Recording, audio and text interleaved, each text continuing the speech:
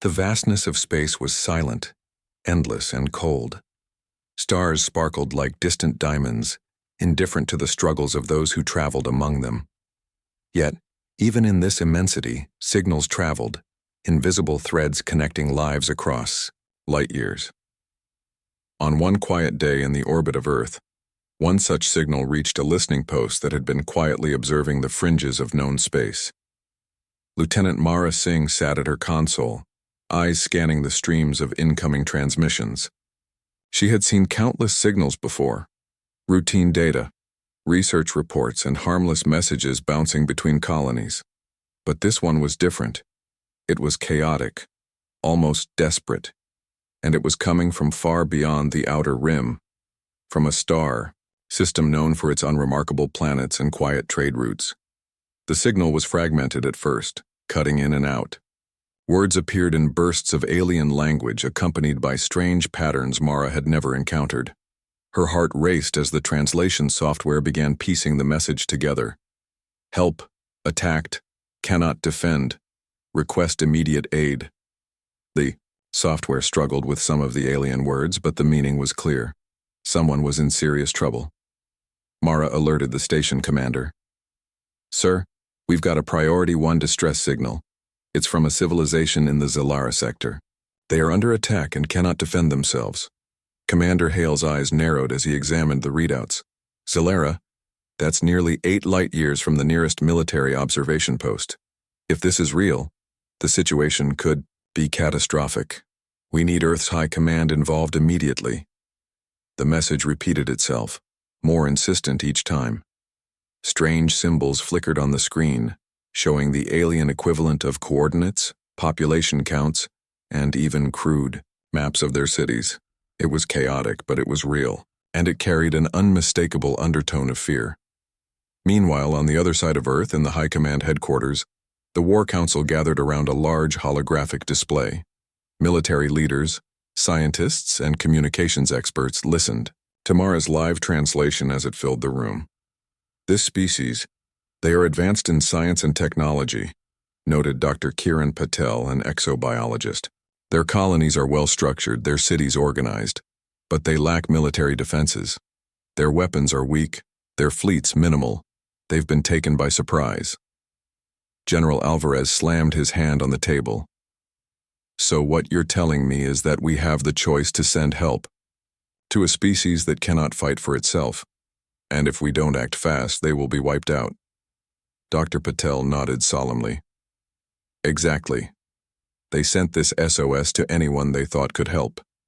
And according to the signal, time is running out."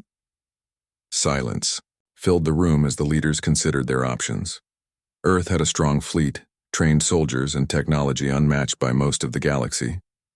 But even so, sending ships into another system for a civilization they had never met carried risks. Unknown enemies, unknown threats. Failure was a possibility. But there was something else. Something the Council could not ignore.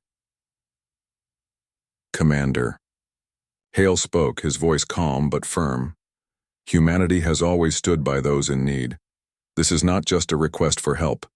This is a call for life itself. We cannot ignore it. Prepare the fleet for deployment. And let it be known, the Deathworlder units will be included." The room stirred at the mention of Deathworlders. These were humans trained to survive and fight in the most hostile environments imaginable. They were not just soldiers. They were legends, engineers, fighters, and explorers combined. They could endure the worst that nature or an enemy could throw at them and still come out victorious. As preparations began, Mara returned to her console, studying the alien symbols again. One of the patterns caught her attention, a depiction of a massive, shadowy figure looming over the alien cities. It wasn't clear what it represented, but she felt a chill. Whatever these beings were, they were not gentle.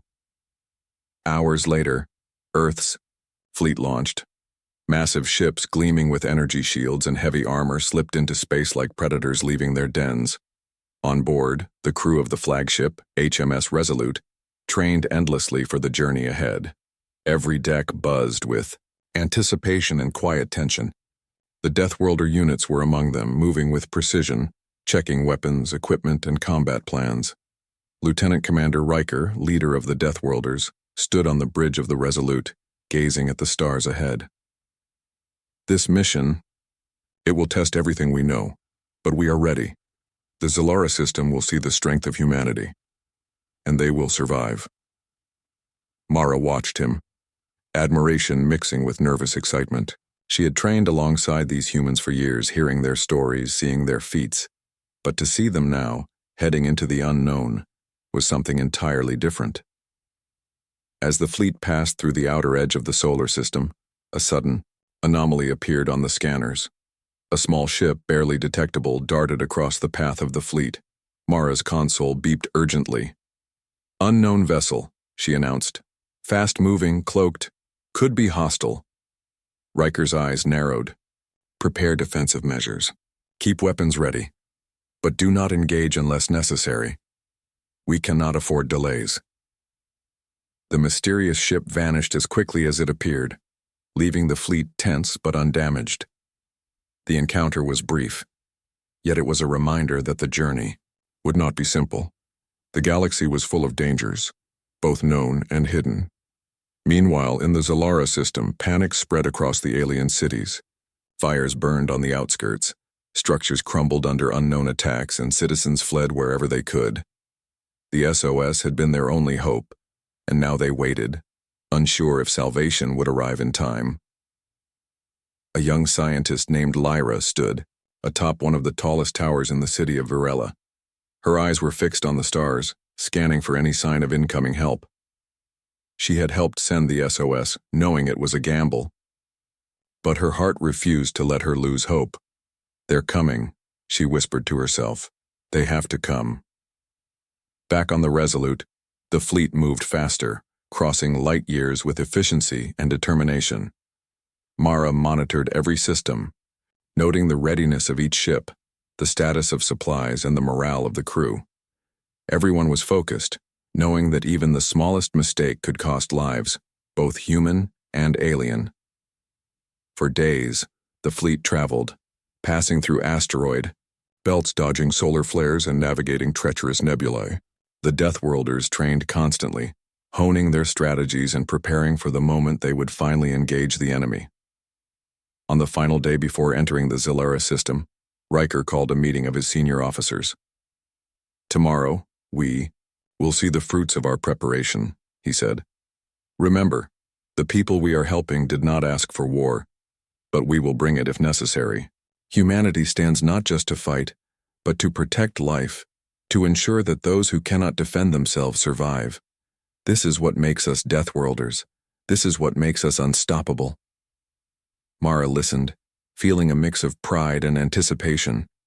She had seen humans face impossible odds before, but the scale of this mission was larger than anything she had imagined. Still, as she looked at the stars ahead, she felt a sense of certainty. No matter what awaited them in the Zillara system, Earth's fleet and the Deathworlders would be ready. The distress signal had reached them, and now humanity was on its way. The Zillara system had never seen ships like these. The stars above their cities twinkled in the usual calm, but soon a line of massive vessels appeared, gliding silently through space with precision that left even the most experienced Zillaran astronomers stunned. From the command tower of Varela, the largest city on GalacticPrime, alarms blared. Lyra, the young scientist who had sent the SOS, ran toward the observation deck with the city's military liaison. Her eyes widened at the sight of the approaching fleet. "They're huge," she whispered, unable to hide her awe. "And there are so many of them." The ships were unlike anything the Zillara species had ever imagined. Sleek yet heavily armored, bristling with weapons and energy shields, the fleet moved with purpose. Each vessel emitted a low, steady hum that seemed to vibrate through the city's structures, a sound both terrifying and reassuring. The Zillaran leaders gathered to watch. High Chancellor Vereen, a wise but cautious figure, studied the approaching fleet. "They are humans," he muttered, recognizing the symbols displayed on the ship's hulls. "We have heard of Earth, of their legends, but I never imagined they would come in such numbers." A senior officer responded, still nervous. Chancellor, these are not ships for exploration. They are ships built for war. Vereen nodded, understanding the implication. Humanity had sent not a few aid vessels, but a full fleet prepared for battle. And with them came the Deathworlders, humans trained to survive and fight in the harshest conditions imaginable. As the fleet approached, the Zelleran civilians gathered in the streets, staring up at the sky in awe. Children pointed excitedly, while parents whispered to one another. Some cried out of relief, others could barely comprehend what they were seeing. For the first time, hope returned to GalacticPrime. On board the flagship HMS Resolute, Lieutenant Commander Riker stood at the bridge, observing the system.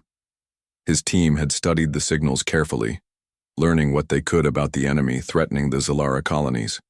From what they had gathered, the attackers were relentless and highly aggressive, yet unprepared for strategic combat. Commander, the system's sensors show multiple attack fleets scattered across the outer colonies, reported Lieutenant Mara Singh. They are heavily armed but not organized. They will not expect our fleet's tactics, Riker nodded. Good. We will give them a lesson they will never forget. But first, we make contact with the Zelleran leaders. Prepare the communications array. They need to know we are here to help. As the fleet moved closer, a massive holographic display of the Zellara cities appeared on the Resolute's main screen. Riker studied the image carefully. Each city was vibrant, full of life, yet vulnerable. There were no defensive satellites, no heavily armed ships. The people of Zellara relied on diplomacy and technology, not war.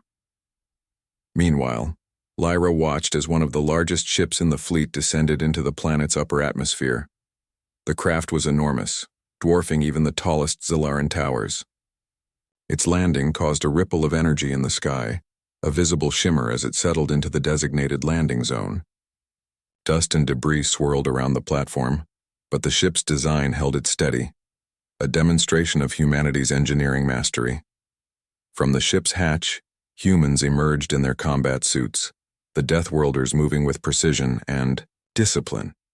Their armor glinted in the sunlight, their weapons advanced but not threatening to the Zellaran civilians. Yet the sheer presence of these humans radiated strength and confidence. Lyra held her breath as a group approached, led by Riker himself. He walked tall and calm, a commanding figure who seemed to carry the weight of every human in the fleet. When he raised his hand in greeting, Lyra felt a wave of relief wash over her. Greetings, Riker said, his voice amplified but gentle. We have received your distress call. We are here to protect your people and defend your world from the attackers. High Chancellor Vereen stepped forward, hesitant but curious. We did not expect humans, not like this. Your ships, your presence. It is overwhelming. Riker smiled faintly. We understand. You asked for help and we answered. But we do not fight for glory. We fight for life. You are safe with us. The Zellaran Council was astonished. They had heard tales of human bravery, but nothing could have prepared them for this reality. The Deathworlders were not just soldiers. They were engineers, tacticians, and survivors, ready to adapt to any situation. Their presence alone inspired hope. As the IDA, humans coordinated with the Zellaran leaders. Scouts from the fleet were already moving to engage the enemy forces. Riker had anticipated the attackers' strategies, using the information gathered from the SOS signal and advanced simulations. Lieutenant Singh, he said quietly, deploy the first wave of Deathworlder units to the outer colonies. They will secure key points and prevent further destruction. The people must be protected at all costs. Mara nodded. Understood, Commander. Units are ready. Within hours, the Deathworlders had spread across the Zellara system, moving with efficiency and skill. They fortified strategic positions, set up communication networks, and prepared defenses, all while remaining unseen by the enemy until the right moment. From the perspective of the Zellaran civilians, the arrival of humans was nothing short of miraculous. Fires were extinguished, Collapsed structures stabilized and refugees guided to safety. Lyra watched as the Deathworlders moved through the city with calm precision, their actions coordinated like a single organism. "They are incredible," she whispered. "I have never seen such skill, such control, and such courage." Back on the Resolute, Riker monitored the progress. "Good. Keep the pressure minimal for now. Let the enemy underestimate us. They will learn the hard way what humans are capable of." Hours passed and the first signs of enemy activity appeared. Scout ships approached the colonies, scanning for targets. They were met not with panic, but with human precision. Automated, defenses activated, guided by the Deathworlders targeting the enemy without harming civilians. The attackers hesitated, confused by the humans' advanced tactics. On the ground, the Deathworlder units moved with silent efficiency. They set traps, reinforced weak points, and coordinated evacuations. Each action was calculated, designed, to minimize risk and maximize protection. The Zelaran civilians watched in awe as humans moved through the chaos, unafraid, unstoppable. Lyra followed one of the units from a distance, documenting everything. Their movements were almost artistic, a combination of discipline and adaptability that she had never seen before. How can they be so fast, so organized, and so careful at the same time? She wondered aloud. The answer became clear when Riker addressed his team. "We are not just soldiers," he said. "We are humans. We adapt, we survive. And when the innocent need protection, we do not hesitate. That is why we succeed where others fail." As the sun set over Zalara Prime, the first engagement began. Enemy forces, confident in their superiority, advanced toward the cities. But they were met with coordinated strikes from the humans. Energy beams cut through the darkness, drones deployed to disable enemy systems, and Deathworlder squads executed precise maneuvers that left the attackers scrambling. The aliens watched, in disbelief. These humans, smaller in number but greater in ingenuity and courage, were turning the tide. The attackers, who had seemed unstoppable moments ago, were now in retreat, disoriented by tactics they could not predict or counter. Lyra felt a surge of hope she had never known. They are not just here to fight, she realized. They are here to save us, and they will. By nightfall, the first wave of humans had secured the colonies closest to the enemy. Casualties were minimal, thanks to the Deathworlders' careful planning and advanced technology. The Zelaran leaders began to understand the reality. Humanity was not just another species in the galaxy. They were something extraordinary, unpredictable, fearless, and capable of feats that no other civilization could match. From the Resolute, Riker looked at the system below. The work was just beginning, but he felt confident. "This is what it means to be human," he said quietly. "To face danger, to protect life, and to never give up. Zalara will live because we are here, and the enemy will learn what it means to underestimate us." As the first ships returned to orbit to regroup, Lyra watched them, her eyes shining with gratitude and awe. The humans had arrived, and the battle for Zalara's survival had begun, not with fear, but with hope, skill, and courage that no alien could ignore. For the Zelaran people, the sight of the Deathworlder warships would forever be remembered as the moment salvation arrived from the stars, an arrival that would change their understanding of life, courage, and the galaxy itself.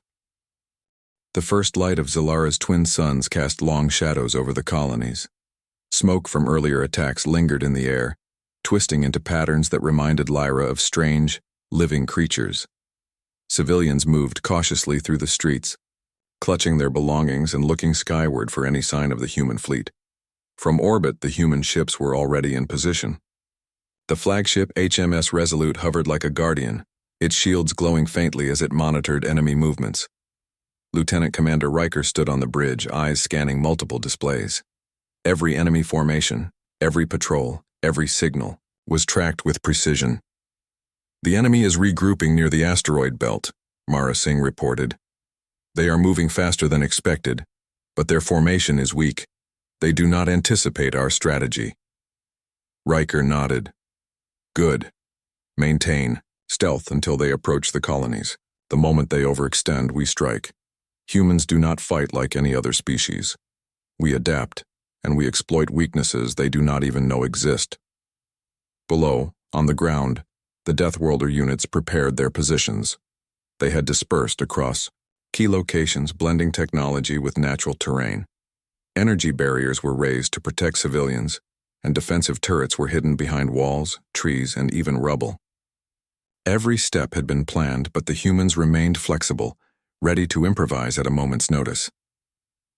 Lyra watched from a safe distance, recording every action. She was amazed at the speed and efficiency of the Deathworlders. They moved like a single organism, each unit aware of the other's movements. Even the smallest teams coordinated flawlessly, using signals that seemed almost invisible to the alien eye. Hours passed, and the enemy finally revealed themselves. Ships swarmed from the asteroid belt, sleek and dark, their engines glowing ominously. They expected an easy victory. They expected chaos and panic. Instead, they found organized resistance. "Commander, they're approaching the colonies," Mara Singh announced. "Shall we engage?" Riker's expression was calm, almost serene. "Not yet. Let them come closer. Humans do not charge blindly. We strike when the advantage is ours. Let them believe they are in control. Then we change everything." The enemy moved in, scanning for defenses. Some ships fired preemptively at suspected human positions, but the shots missed their mark. Energy shields absorbed minor impacts, and hidden turrets returned fire, taking down smaller enemy vessels. Confusion spread among the attackers. Their formation began to falter. On the ground, the Deathworlder squads moved silently. They used the terrain to their advantage, placing traps and barriers in unexpected places. Some units deployed drones that darted between enemy ships, disabling sensors and communications. Others focused on evacuating civilians, guiding them to safe zones with careful precision. Lyra could hardly believe her eyes. The humans did not just fight, they manipulated the battlefield, turning even ordinary debris into a weapon. "They are incredible," she whispered. "I've never seen anyone fight like this before." Riker observed the enemy's confusion. "Now," he commanded, "initiate the first strike wave." From orbit, energy beams shot across space, targeting enemy capital ships. Smaller craft maneuvered unpredictably, weaving between asteroids and firing bursts that disrupted shields. The attackers were caught off guard. They had expected conventional tactics, but the humans moved in ways no other species had anticipated. On the colonies, the people watched the battle unfold in the sky. It was terrifying, yet beautiful. Light flashed as beams cut through the air, explosions rocked the enemy ships, and the Deathworlders moved with unerring precision. Fear turned into awe. The aliens realized that humans were not like any other species they had known. The enemy tried to regroup, sending larger ships to flank the human positions. But Riker anticipated their move. Using a combination of orbital bombardments and ground-based artillery, he blocked their path. Smaller, faster ships executed daring maneuvers, cutting off retreat routes and isolating enemy vessels one by one. Lyra's heart pounded as she watched a group of enemy ships being surrounded by Deathworlder drones. The attackers fired frantically, but their shots were intercepted or redirected. Within moments, the humans disabled the ships without causing civilian casualties.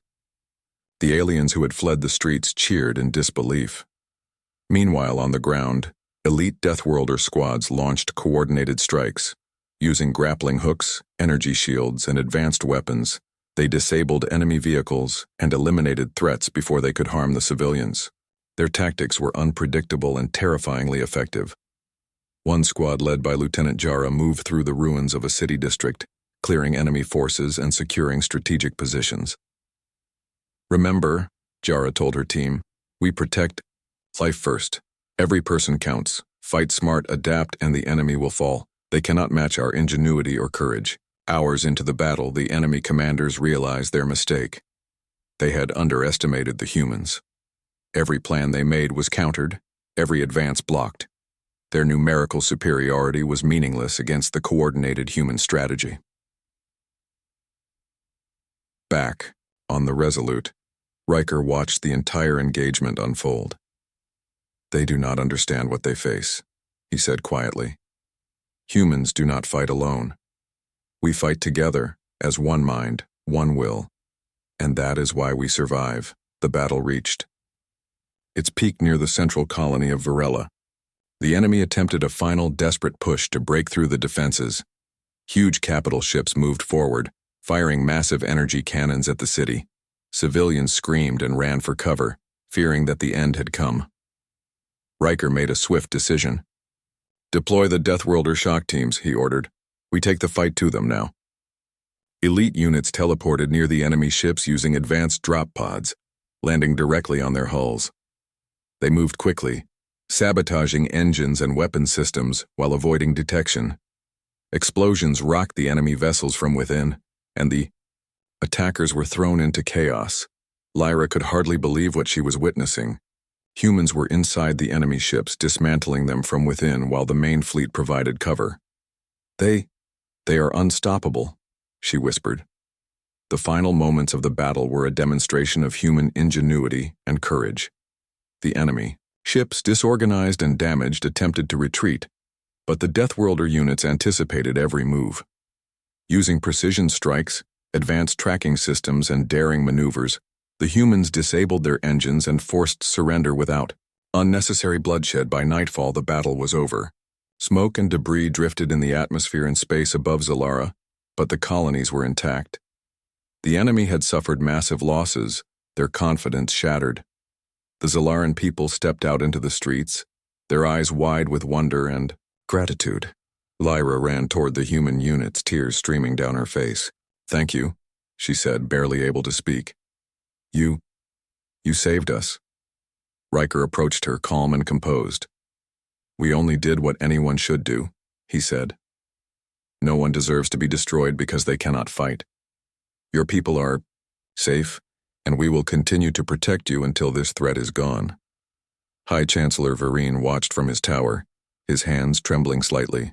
"I have never seen such courage, such skill. The legends of humanity are true. They are not just warriors. They are saviors." As the humans regrouped, repairing ships and organizing medical aid, the Zalaran people began to understand the reality of their situation. Earth had not just sent a fleet, they had sent beings capable of extraordinary feats. Humans were unpredictable, resourceful, and fearless, and their presence had turned a certain defeat into a decisive victory. In the calm after the battle, Riker addressed his fleet. "This was only the beginning," he said. "We have shown what humans are capable of, but the enemy will adapt. We must remain vigilant.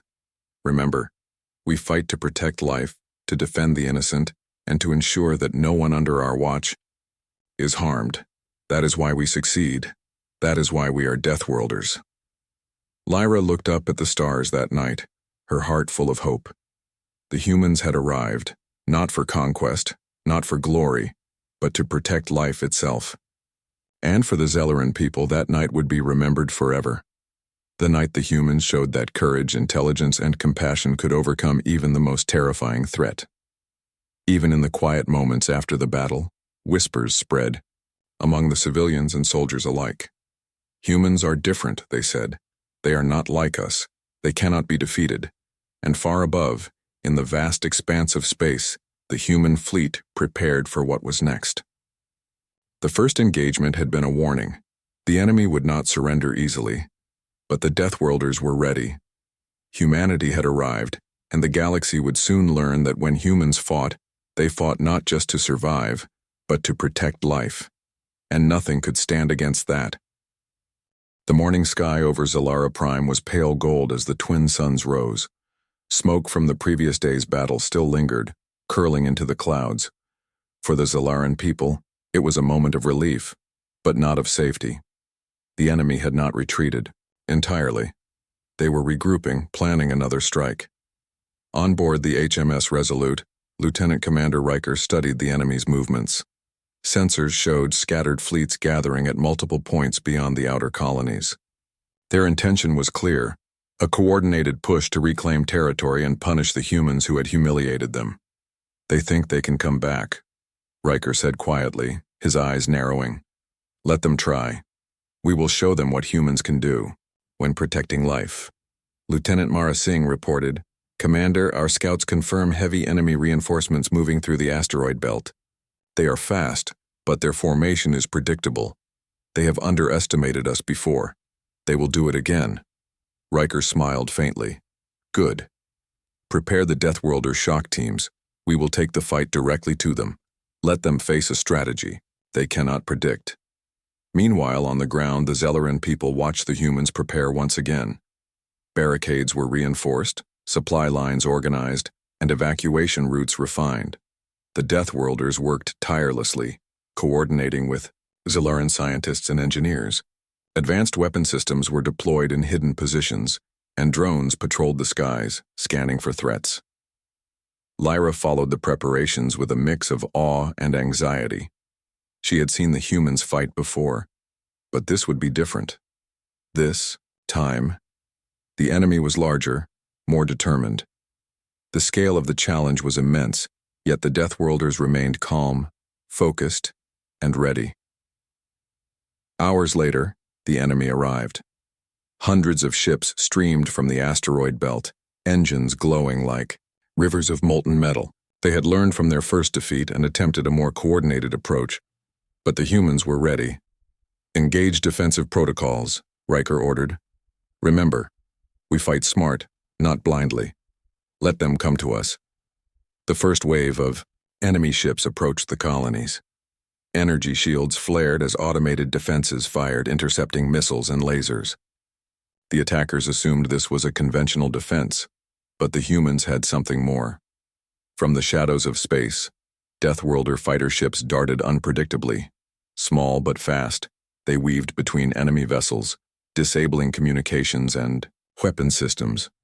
The attackers were forced to split their attention, their focus broken by multiple simultaneous threats.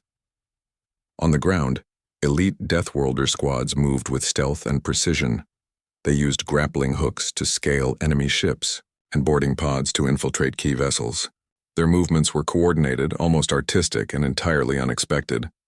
Lyra watched as a squad of humans appeared on the hull of a massive enemy cruiser.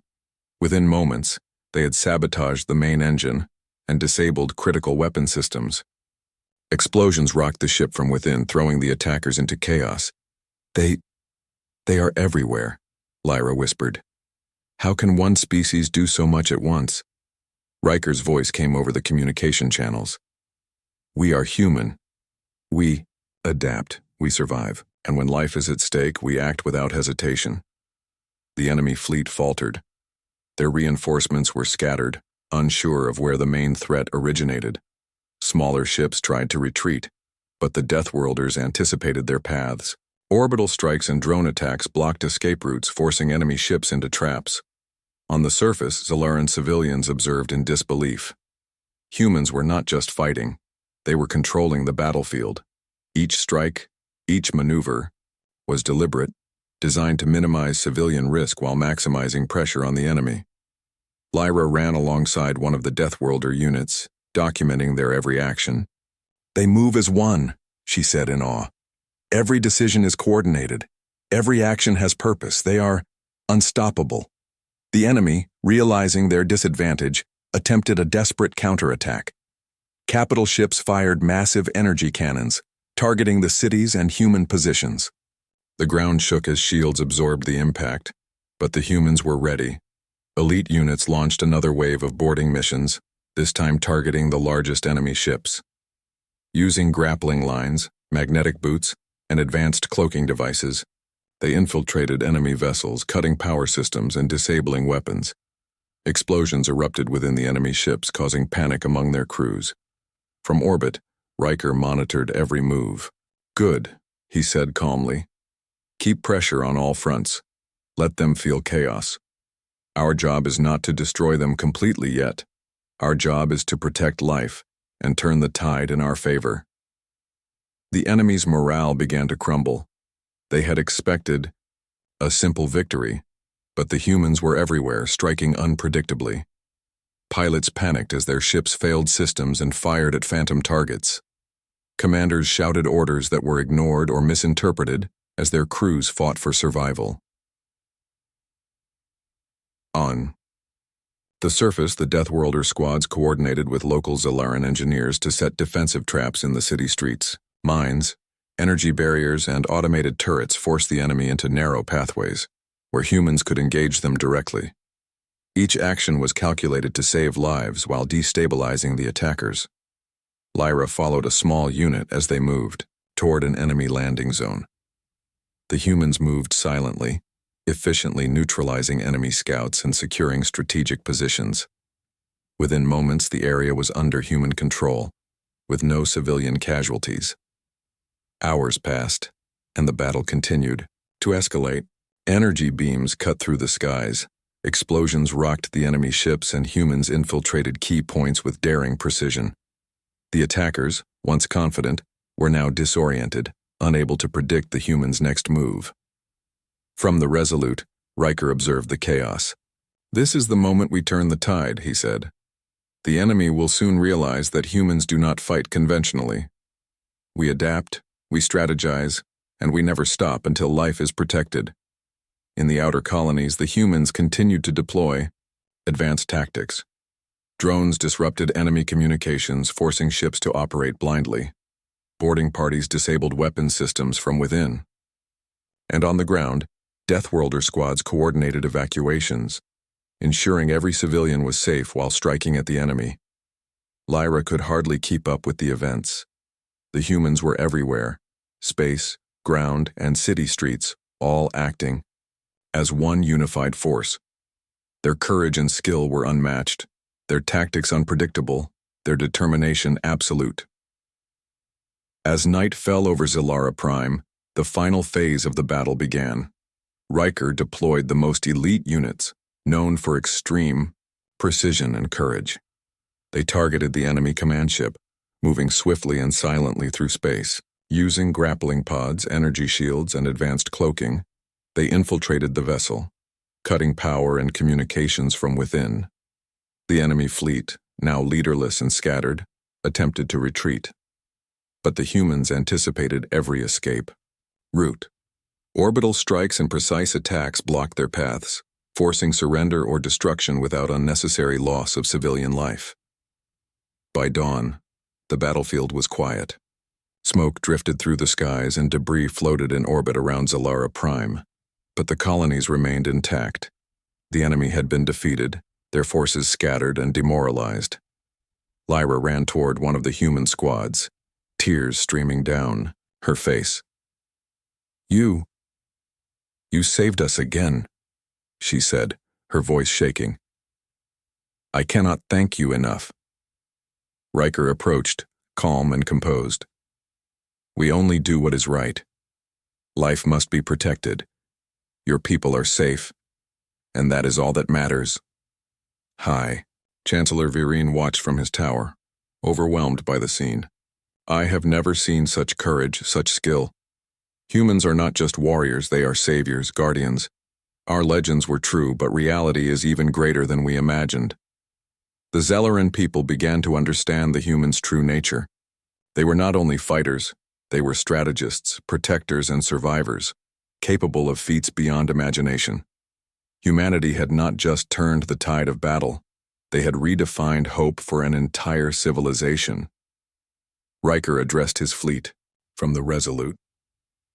"This victory is important, but the war is not over.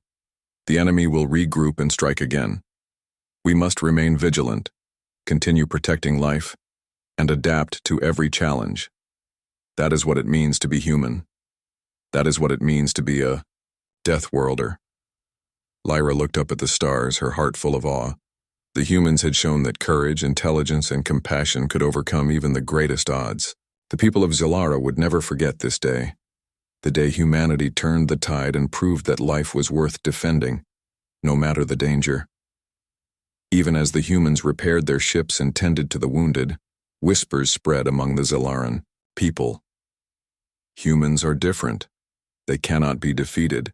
They fight not just for themselves, but for everyone who cannot defend themselves. and far above, in the vast expanse of space, the human fleet prepared for the next challenge. The enemy had been humbled, but they were not gone. Yet one thing was certain: humans had arrived, and they would not rest until life itself was protected. The battle was over. The tide had turned, and for Zalara, humanity had become a force unlike any other, a force unstoppable, unyielding, and unwavering in the face of any threat. The Zalara system had quieted, but the memory of battle lingered. Smoke drifted from distant colonies, and the stars above still shimmered with faint debris from the recent conflict. For the Zalaran people, relief was mixed with disbelief. They had survived the attacks, but the reality of what had saved them still sank in slowly. Lyra walked through the streets of Varela, observing the aftermath. Buildings had minor damage, fires were extinguished, and debris cleared away. Civilians were beginning to rebuild, cautiously optimistic. But everywhere she looked, her gaze returned to the humans. The Deathworlder squads were still active, repairing defensive installations, distributing food and water, and coordinating with local engineers. They did all this, she whispered, awe in her voice. They didn't just fight. They saved lives, repaired systems, and guided us. I don't even know how to thank them. From above, the flagship HMS Resolute hovered in orbit, a silent guardian.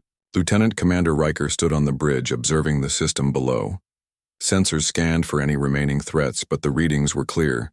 The enemy had been scattered, demoralized, and effectively neutralized. Commander, Mara Singh, reported, "There are no immediate enemy threats detected. All major fleets are disabled or in retreat. Civilian areas are secure." Riker nodded. "Good.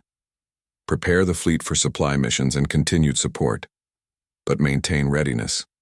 The enemy may return, and we must be prepared." Meanwhile, High Chancellor Vereen had called a meeting with the human leadership. The Zelaran Council assembled in the largest hall of Virela, a mix of curiosity, respect, and cautious admiration in their expressions. For the first time, humans were not just warriors. They were allies trusted and revered by an entire civilization. "You have done what no other species could," Vereen began, his voice steady but emotional. "You arrived when hope was lost. You fought with courage, skill, and wisdom. And you saved our people. We are in your debt." Riker inclined his head. "We only did what was right. Your people did not ask for war, only for help. Humanity responds to need. We protect life no matter the danger." The Zelaran Council members whispered among themselves, still trying to comprehend what they had witnessed. Humans were unlike anything in the galaxy. They were adaptable, intelligent, fearless, and capable of feats beyond imagination. And they were not motivated by conquest or power. They acted purely to protect life. Lyra stepped forward, her voice shaking slightly. "We have always looked to the stars and wondered if there were beings who could help us. And now we have seen the truth. Humans are more than allies. They are saviors. They showed us courage we could only dream of." The council nodded, in agreement. Vereen addressed Riker directly. "Your people are not just warriors, they are a force of life itself. We would be honored to form an alliance with Earth, to learn from you, and to work together for the future of our system and the galaxy." Riker's expression softened, but remained firm. "We welcome collaboration. But remember, an alliance is built on trust, respect, and the protection of life. Humanity stands not just for its own survival, but for those who cannot defend themselves. That is the principle we bring to any partnership." In the following days, the Deathworlder units assisted in rebuilding efforts across Zalara Prime and the outer colonies. They repaired energy grids, cleared debris, and taught Zalaran engineers advanced techniques to strengthen defenses. Children followed the humans in awe, watching their every move and learning from their actions. Lyra spent time documenting everything, knowing that one day, the story of humanity's arrival would be told throughout the galaxy. The humans were not just powerful, they were intelligent, compassionate, and fearless. They had fought battles that no one thought possible, and had done so with honor and care for life. As the fleet remained in orbit, enemy remnants were tracked, but none posed immediate threats. The Zelaran people began to understand the scale of what had occurred. The humans had turned the tide not merely through weapons, but through strategy, courage, and unparalleled adaptability. One evening, as the twin suns set over the horizon, Riker stood on the deck of the Resolute, gazing at the planets below. Mara Singh joined him quietly. "Commander," she said softly, "the Zelaran people will never forget this. You and your team, you changed the course of their history." Riker looked out over the cities, the smoke from the battle fading into the distance. "We did what any human would do. We protect life. That is our strength. That is why we succeed. And we will continue to do so, here, on Earth, and wherever life is threatened in the galaxy." Below, the Zelaran people celebrated, cautiously. Survivors reunited with families and children ran through streets once again, their laughter a sound that had been missing for too long. Humans moved through the colonies, calm but vigilant, ensuring that every citizen was safe and every system restored. Lyra watched a squad of Deathworlders assist in repairing a damaged energy grid. Sparks flew, systems hummed, and the humans worked efficiently, explaining their methods to curious Zelaran engineers. "They think of everything," she murmured. "It's not just fighting. They anticipate, adapt, and act for the greater good. That is why they are extraordinary." Over the next several days, formal ceremonies were held to honor the humans. The Zelaran Council presented them with gifts, symbols of gratitude, and assurances of future cooperation. High Chancellor Vereen spoke publicly. "Today we have witnessed the might and wisdom of humanity. They have saved our civilization and shown us what courage truly means. We pledge friendship, trust, and alliance to the people of Earth." Riker accepted the gestures, but his focus remained on preparedness. "We are honored by your gratitude," and he said. "But remember, vigilance is always necessary. We fight not for praise, but to protect life and ensure that no species suffers when we can prevent it." Lyra noted the calm determination in his eyes.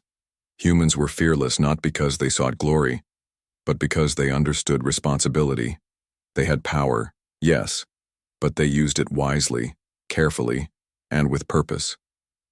Meanwhile, the remnants of the enemy fleet scattered across the galaxy were being tracked. Humans had disabled their ships, sabotaged their communications, and left unmistakable warnings. Any attack on the Zelara system would be met with swift and decisive retaliation. The message was clear. Humanity did not act for conquest, but no one could underestimate them. As the humans prepared to depart, the Zelaran people gathered at the landing zones, waving and cheering. Children held signs in their alien language, expressing thanks that humans could not fully read, but could understand in spirit. Lyra felt tears of joy welling up in her eyes.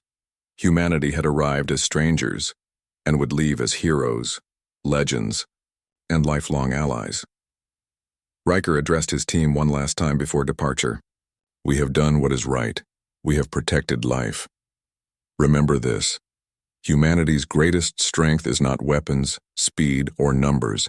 It is courage, intelligence, and the will to protect those who cannot protect themselves. Carry this with you wherever you go." The fleet lifted off, engines glowing against the fading light of Zelara Prime. From orbit, the planets below seemed calm, peaceful, and safe. Humanity had arrived, fought, and departed, leaving a legacy of courage and hope. Lyra looked toward the stars, her heart full of gratitude. "We will tell our children, and their children," she said softly. "The humans came. They fought for us, and they will always be remembered as the ones who saved Zelara." High Chancellor Vereen stood beside her, nodding.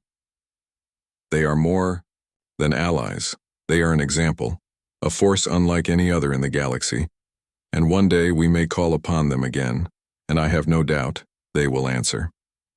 As the fleet disappeared into the distance, the people of Zelara began to rebuild fully, stronger and wiser than before. Humanity had shown them the meaning of courage, adaptability, and hope. They had proven that even in the face of impossible odds, life could be defended, and that humans were a force unmatched in the galaxy when protecting it. Even in the quiet of space, Riker and his team looked ahead. The galaxy was vast, full of civilizations in need and threats unseen. But humanity had a mission: to protect life, to defend the innocent, and to show that courage and intelligence could overcome any challenge. The Zalara system would never forget the humans. Their arrival had changed history, saved countless lives, and forged a bond that would endure across the stars. And for humanity, this was only the beginning. The SOS had reached Earth. And in response, the Deathworlder Warships had deployed. A legend had begun,